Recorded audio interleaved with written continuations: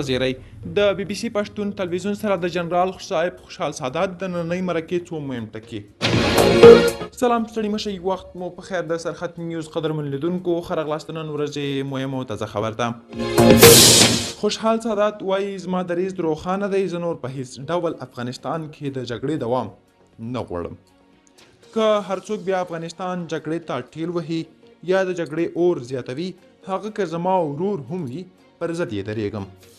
ماته دا مهمه نه ده چې واک یا قدرت د چا سره دی، ماته فقط دا مهمه ده چې افغانستان آباد او افغانان خوشحاله وي. دا 40 کاله کېږي چې یو او بل نوم باندې افغانان وژل کېږي او افغانستان په اور سوځېږي. افغان د ازله خپلواک او آزاد قوم دی، نور یو بل ته د غلامۍ پیغور مه ورکوئ، خپل هیواد د غلامۍ او اشغال په نامه مه یادوئ او بلې جګړې ته مه ټیل وهئ.